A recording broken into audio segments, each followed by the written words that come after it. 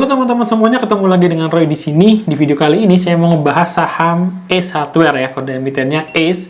Jadi saham ini juga dalam posisi tertekan teman-temannya, penurunnya sudah cukup dalam, turun 50% lebih ya sepanjang setahun terakhir. Dan kira-kira gimana sih kinerjanya, prospeknya, masih bisa kita hold, dan ada harapan apa gitu ya untuk Ace ke depannya, akan kita bahas di video kali ini. Sebelum lanjut, teman-teman jangan lupa untuk subscribe dan tekan loncengnya supaya nggak ketinggalan. Nggak usah lama-lama lagi, kita bahas sekarang.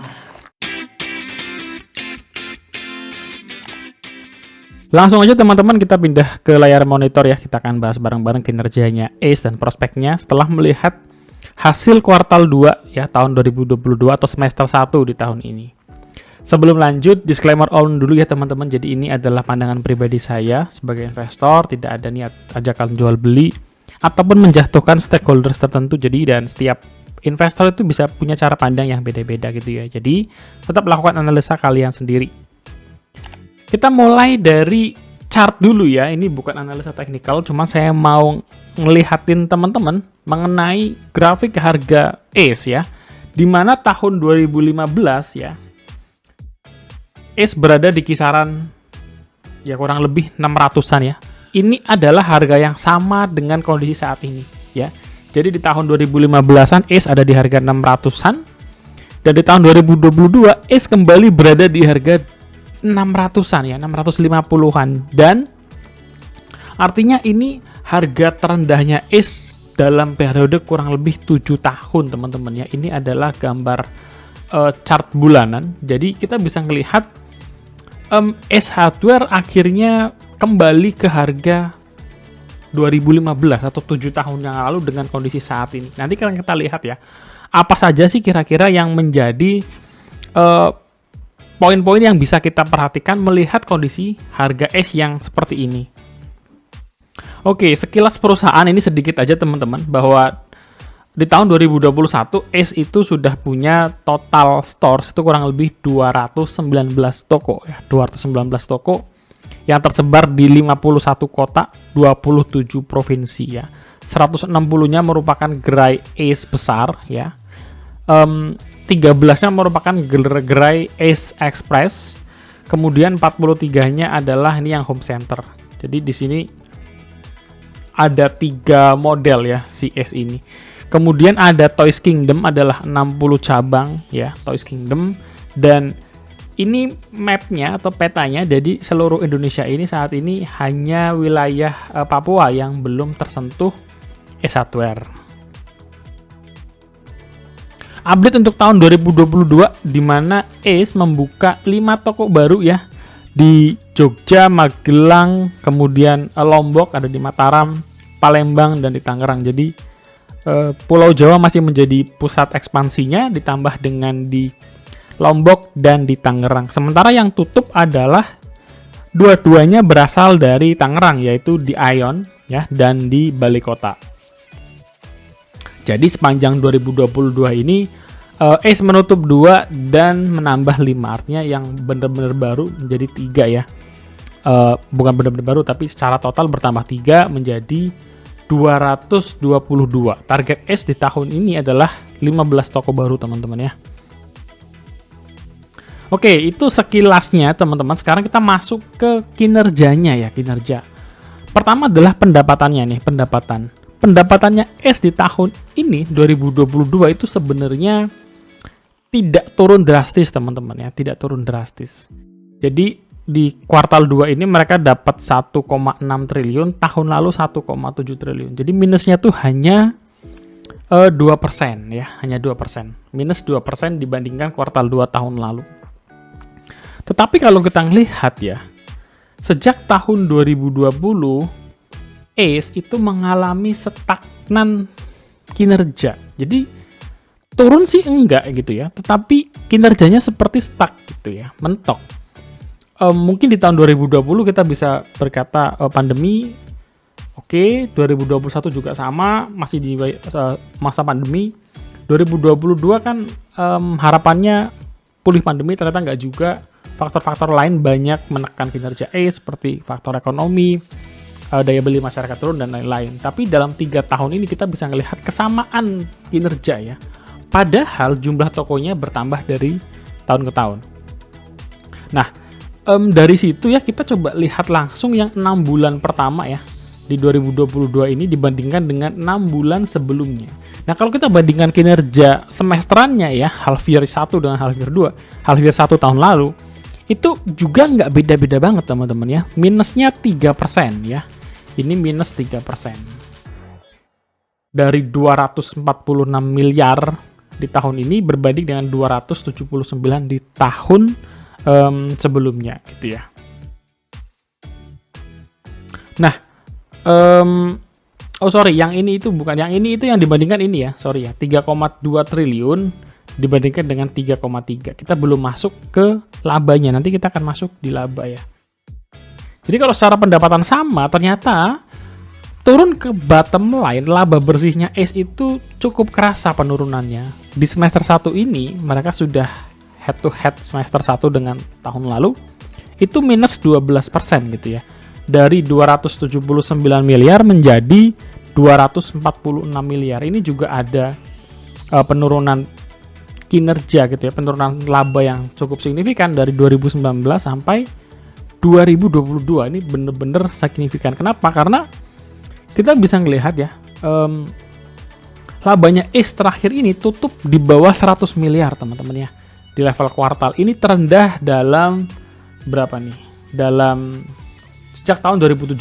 Jadi sejak 6 tahun terakhir ini adalah pendapatan ACE yang terendah ya dibandingkan dengan 6 tahun terakhir. Nah, kalau kita lihat ke dalam laporan keuangannya ya, ada 3 segmen utama dari ACE Hardware. Produk rumah tangga kinerjanya juga negatif ya. Ada penurunan di mana di tahun ini 2022 1,876, sedangkan sebelumnya adalah 1,895. Turunnya sedikit ya, tapi lagi-lagi posisinya adalah jumlah toko ACE sudah nambah nih, tapi ternyata belum mampu meningkatkan penjualan. Yang kedua, produk gaya hidup.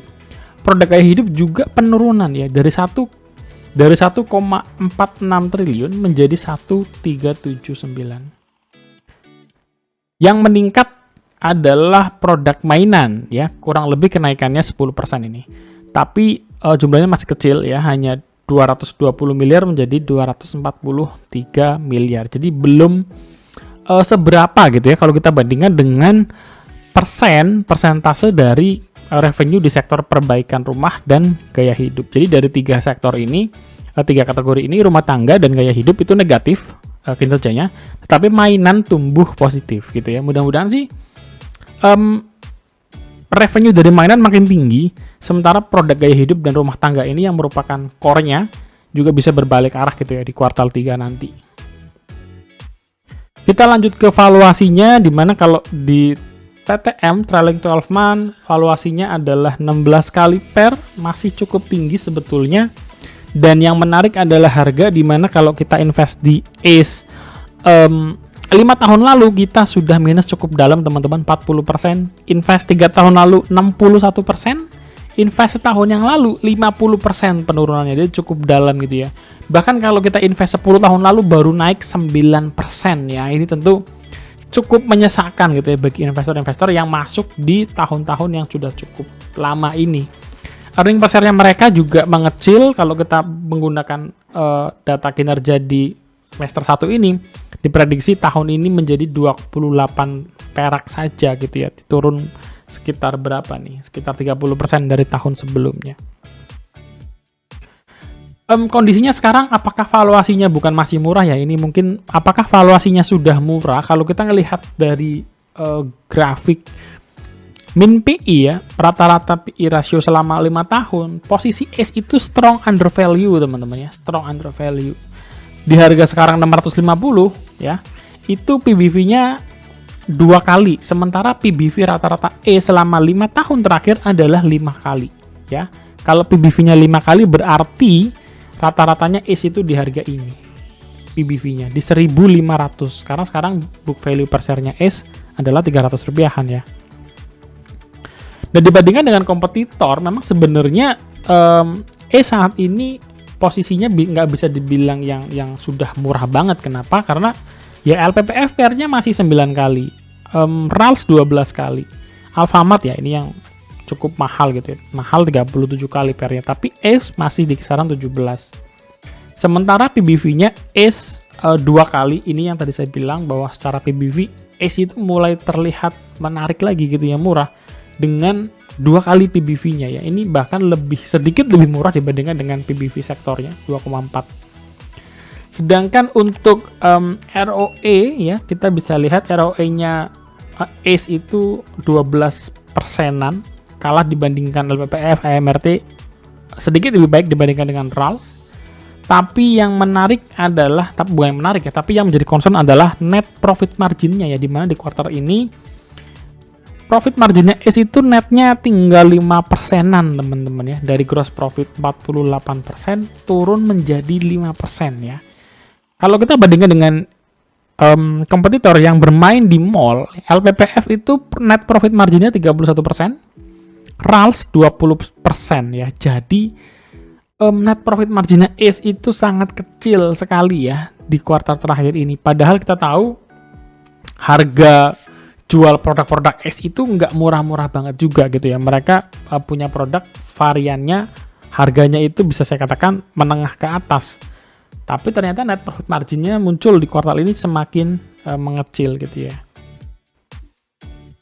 Nah, ada apa sih dengan Ace gitu teman-teman ya? Harganya turun banget dari 1.500 dibawa sampai 650 gitu. Kenapa? Kita coba sedikit hitung-hitungan ya.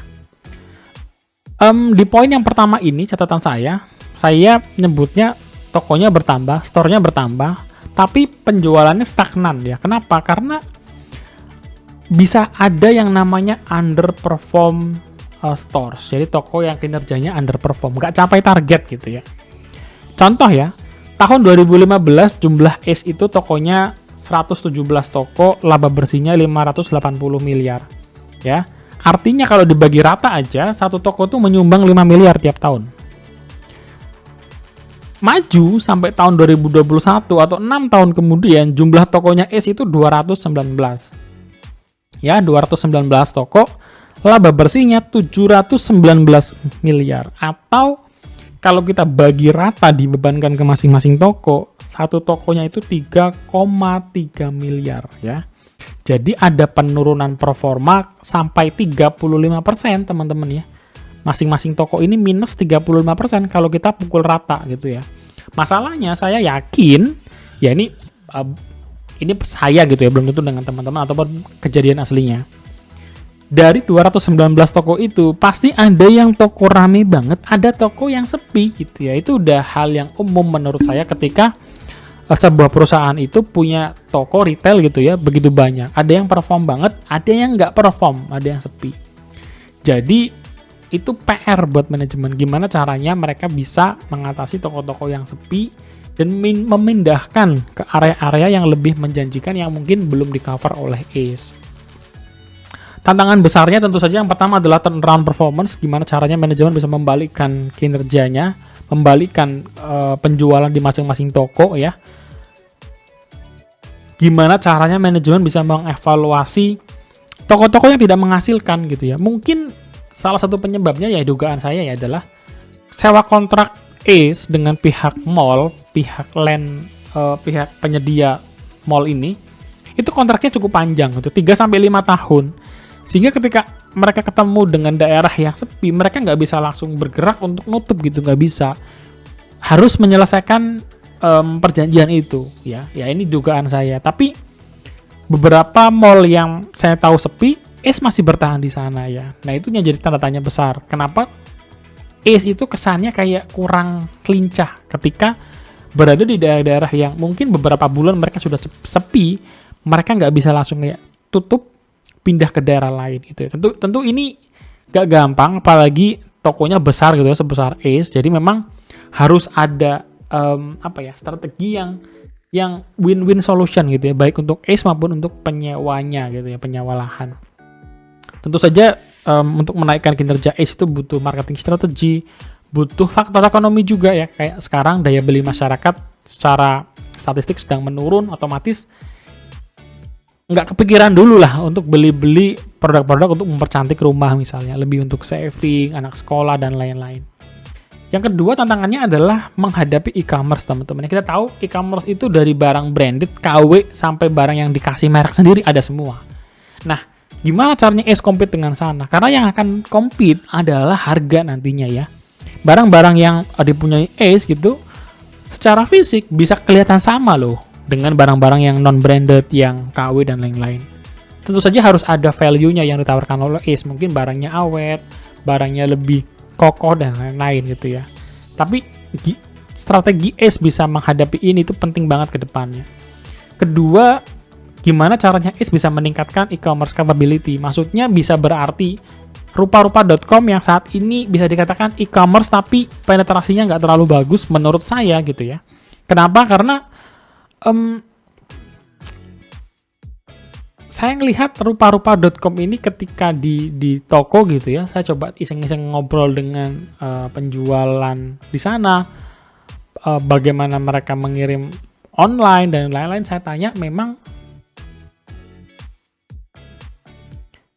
yang kedua adalah menghadapi e-commerce.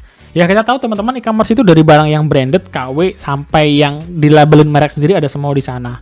Mereka bermain harga ya, berperang harga. Gimana caranya Ace bisa menang dari itu, bisa menghadapi itu? Ini tantangan besar. Karena kalau nggak ada value editnya, nanti orang-orang bisa berpindah ke sana gitu ya. Jadi produknya Ace harus jelas nih value editnya, posisinya di mana. Ketika berhadapan dengan produk-produk di online commerce, kita bisa tetap memilih Ace gitu ya. Kemudian meningkatkan kemampuan Ace di level e-commerce, karena mereka sudah punya rupa-rupa.com, tapi saya belum melihat datanya lebih lanjut ya di public expose-nya atau di laporan tahunan. Bagaimana performanya si rupa-rupa.com ini gitu ya terhadap sumbangsih revenue-nya Ace, itu juga perlu kita tunggu nanti seperti apa. Dan saya nggak tahu ya apakah Ace itu sudah punya official store di Tokopedia dan lain-lain. Tentu saja harusnya mereka sudah mulai mempertimbangkan channel ini dan dibuka datanya di publik gitu ya. Berapa besar revenue yang mereka dapatkan dari online channel itu bakal lebih menarik gitu ya, lebih terbuka informasi yang kita dapatkan. Oke, selanjutnya prospek ke depan gimana? Pertama saya mau ngajak teman-teman melihat jumlah kasnya Ace. Mereka per semester 1 ini ada 2,5 triliun dari 7,3 triliun. Dan aset lancarnya 5,5 triliun, yang artinya 3/4 dari total asetnya adalah kas ya, dan atau aset lain yang mudah dijual gitu ya. Nah, kenapa kas besar ini penting? Karena kalau mereka punya kas besar, mau mereka pakai untuk ekspansi, belanja modal, atau nanti ada strategi baru, mereka mau e-commerce dan lain-lain yang membutuhkan biaya, mereka sanggup mendanai hal tersebut ya. Ini penting teman-teman ya. Daripada mereka berhutang kan lebih gawat. Tapi kalau mereka punya kas besar, mereka bisa manfaatkan untuk ini. Yang ketiga ada masalah brand, yang menurut saya masih merupakan salah satu brand produk rumah tangga yang punya value yang cukup strong gitu ya untuk positioning di produk-produk rumah tangga dan gaya hidup. Tahun ini mereka mau rencana buka 15 gerai, mall makin ramai, mudah-mudahan ada pembalikan kinerja ya di kuartal 3 dan kuartal 4-nya Ace, meskipun di tahun ini mereka sudah tutup 2 toko tadi ya. Kesimpulannya gimana Bang? Sebelum masuk ke kesimpulan, teman-teman yang lagi nonton, subscribe dulu dan tekan loncengnya supaya kalian nggak ketinggalan video dari kita gitu ya. Kesimpulan menurut saya yang pertama adalah jumlah toko yang semakin bertambah ternyata belum mampu maksimal loh ya untuk menaikkan revenue perusahaan. Bahkan kalau kita bandingkan dengan tahun 2015, pendapatan per tokonya ya, laba bersih per tokonya itu mengalami penurunan sampai 30% lebih gitu ya. Dan itu merupakan tanda-tanda yang kurang bagus ya, melihat bagaimana jumlah gerai Ace yang makin bertambah. Yang kedua, perusahaan ini itu punya track record yang panjang, yang bagus, sehingga saya percaya dikelola oleh orang-orang yang profesional dan masih punya ruang untuk ekspansinya. Ekspansinya bisa berupa online ataupun masih bisa dalam bentuk gerai-gerai baru, gerai-gerai offline ya, yang tentunya saat ini sepertinya Ace masih coba fokusnya di gerai-gerai offline. Dan kita tahu ya, kota-kota besar di kita ini begitu banyak, saya percaya masih ada ruang di sana untuk bertumbuh. Yang ketiga, posisi ACE sekarang under value, yes buat teman-teman, tapi jangan nafsuan, jangan beli all in, jangan rakus gitu ya. Bener, rakuslah ketika orang-orang lain takut ya. Be great when other fear, bener. Tapi teman-teman juga harus menjaga yang namanya money management ya. Money management penting dalam situasi seperti ini. Kenapa? Karena kita nggak pernah tahu seberapa dalam harga ACE ini akan turun. Saat ini harga ACE sudah turun dalam menurut saya, iya. Bahkan turunnya menurut saya kebablasan gitu ya untuk ACE. Tapi toh menurut saya sudah turun cukup dalam, masih bisa turun lagi gitu ya. Di market apapun bisa terjadi. Jadi bagaimana the best-nya? Ya beli bertahap, tetap punya rencana money management seperti apa. Dan menurut saya di bawah harga 700 itu best deal untuk bisa mengakumulasi saham ACE.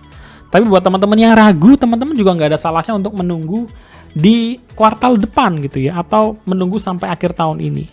Tapi kalau mau untuk mulai cicil juga nggak ada masalah, karena harganya menurut saya juga sudah murah gitu ya. Dan target saya berapa untuk ACE? Saya pasang di 5 kali PBV. 5 kali PBV itu adalah PBV rata-rata tahunannya ACE dalam 5 tahun ya. Jadi kalau misalkan ACE dihargai di 5 kali PBV, harganya kurang lebih di 1.500 teman-teman ya. Jadi kalau misalkan kita beli sekarang di harga 650-an sudah pasti beggar gitu ya. Sudah lebih dari 100% gitu. Dan itu aja teman-teman video saya kali ini untuk saham ACE yang harganya sedang dibawa turun terus ya, longsor. Mudah-mudahan bisa menjawab pertanyaan teman-teman yang mungkin punya saham ACE atau mungkin sedang tertarik saham ACE tapi butuh insight tambahan. Semoga ini bisa menjawab dan membantu kalian. Dan jangan lupa kalau kalian suka dengan video seperti ini untuk subscribe, share, like, dan kita bisa diskusi bareng di kolom komentar. Feel free untuk nanya apapun. Saya coba balas-balesin teman semampu saya di sana. So, sampai ketemu guys di next video. God bless you. Bye-bye.